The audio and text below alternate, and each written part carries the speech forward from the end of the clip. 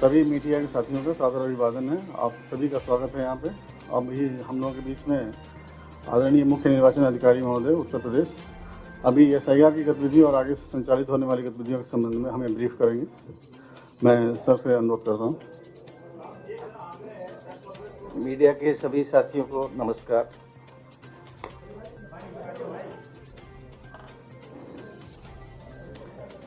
उत्तर प्रदेश में 27 अक्टूबर से विशेष प्रगाढ़ पुनरीक्षण की भारत निर्वाचन आयोग की घोषणा के बाद शुरुआत हुई थी और हमारा सबसे पहले जो गणना चरण प्रारंभ हुआ था 4 नवंबर से और उसकी अवधि बढ़ाई गई थी और उसके बाद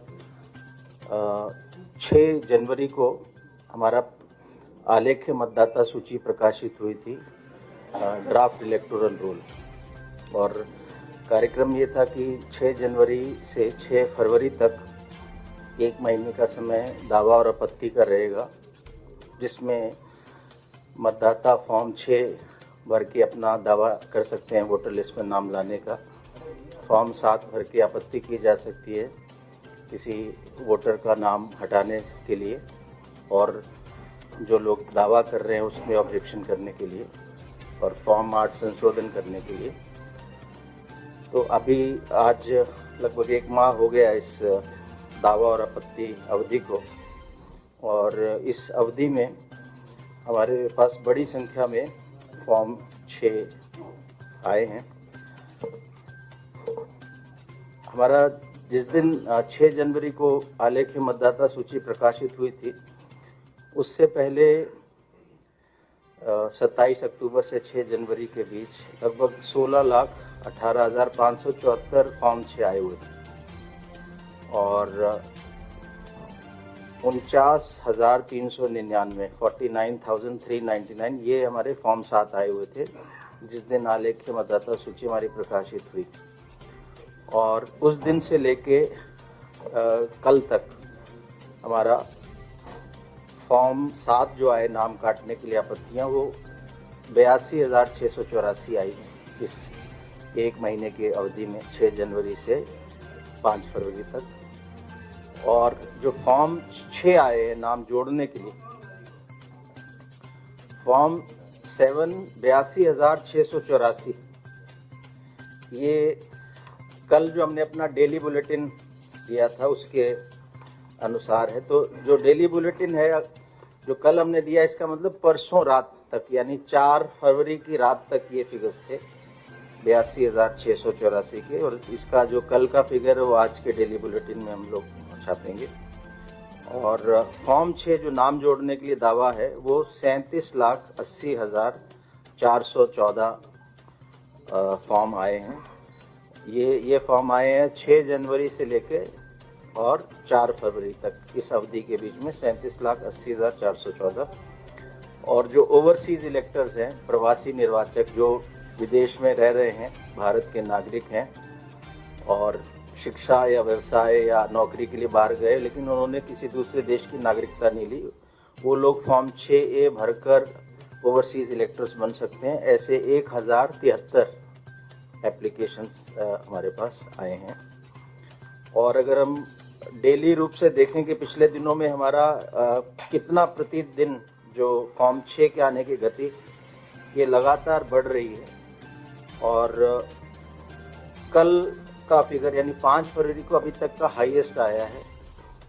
कल 3,51,745 फॉर्म 6 केवल एक दिन में आए, और इससे पिछले दिन 2,84,000 थे, उससे पहले 2,63,000 थे, उससे पहले 2,44,000 थे। यानी फॉर्म 6 आने की हमारी गति भी अभी बढ़ रही है। तो जो हम बता रहे थे, ड्राफ्ट वोटर लिस्ट जिस दिन पब्लिश हुई थी कि बड़ी संख्या में अभी लोग मतदाता सूची से बाहर हैं, तो वो लोग फॉर्म 6 भर रहे हैं। 6 जनवरी से एक तो हमारा कार्रवाई शुरू हुई थी दावा और आपत्ति की, और दूसरी समानांतर रूप से एक दूसरी कार्रवाई चली थी, वो थी ऐसे वोटर्स जिनका नाम ड्राफ्ट मतदाता सूची में आया था, उनमें से कुछ लोगों की मैपिंग नहीं हुई थी 2003 की, जो हमारी पिछली विशेष प्रगाढ़ पुनरीक्षण की अंतिम मतदाता सूची से। तो ऐसे 1 करोड़ 4 लाख लोग थे। कुछ ऐसे लोग थे जिनकी मैपिंग हुई लेकिन उसमें कुछ लॉजिकल डिस्क्रिपेंसीज थी, तार्किक विसंगतियां थी। ऐसे लोग 2 करोड़ 22 लाख थे। 1 करोड़ 4 लाख थे जिन्होंने जब अपना गणना फॉर्म भरा तो उसमें एक मैपिंग करानी थी, वो कराई नहीं, बिल्कुल खाली छोड़ा। और 2 करोड़ 22 ऐसे हैं जिन्होंने 2 करोड़ 22 लाख जिन्होंने मैपिंग तो करवाई लेकिन उसमें तार्किक विसंगतियां थी। तार्किक विसंगतियों का अर्थ है कि उन्होंने यदि अपना पिता के नाम से किसी व्यक्ति से मैपिंग कराई तो वो जो नाम पिछली वोटर लिस्ट में जिस सीरियल नंबर से कराया वो नाम और उनके पिता का नाम जो आज वोटर लिस्ट में उसमें कुछ भिन्नता आ गई, या पिता से मैपिंग जिनसे कराई उनकी और इनकी आयु में अंतर 15 साल से ही कम का आ रहा है, या बहुत ज़्यादा आ रहा है, 50 साल से अधिक का आ रहा है। तो ऐसे कुछ कारणों से तार्किक विसंगतियाँ आई थी, तो उनको भी नोटिस जा रहा है, गया है और जा भी रहा है। सो कुल मिला के 3 करोड़ 26 लाख लोगों को नोटिस जाना है, उनका फिर जवाब आना है और उस पर फिर ERO को एक निर्णय लेना है। तो ये हमारी कार्रवाई भी साथ ही साथ चल रही थी, दावा और आपत्ति के साथ ही साथ। इसमें हमारा जो अभी तक का लेखा जोखा है कि 2 करोड़ 37 लाख नोटिस हमारे जनरेट हो गए सिस्टम से, और जिसमें से 86,27,000 नोटिस मतदाता को सर्व भी कर दिए गए, उनको दे भी दिया गया है। और इनमें से 30,30,000 मतदाताओं की सुनवाई भी हो गई। 30,30,000, तो यानी जो नोटिस का अभी 9.2% लोगों की सुनवाई हो गई।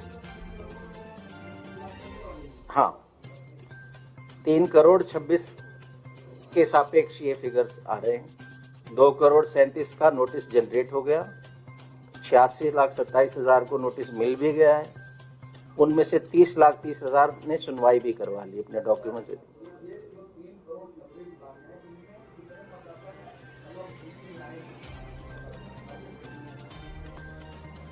ये जब नोटिस मिलेगा और उसकी सुनवाई होगी, मतदाता अपने डॉक्यूमेंट्स देगा, उसके बाद निर्णय होगा।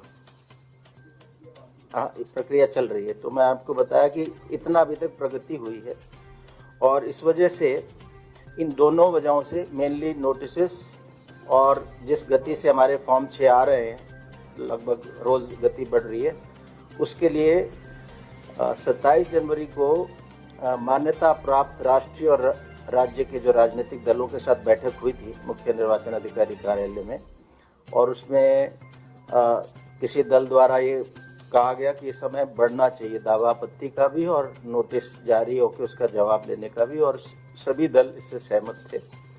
और इसी क्रम में भारत निर्वाचन आयोग को एक अनुरोध हम लोगों ने किया था कि ये समय दावा आपत्ति का भी बढ़ा दिया जाए और नोटिस जारी करके सुनवाई पूरी करने का भी। जो भारत निर्वाचन आयोग ने इस पर एक निर्णय लेके ये बताया कि जो हमारा 6 फरवरी आज जो अंतिम दिवस था दावा आपत्ति का, ये अब 6 मार्च हो गया। 1 महीने का समय हमें और मिला उत्तर प्रदेश के लिए, जिसमें लोग दावा आपत्ति कर सकते हैं।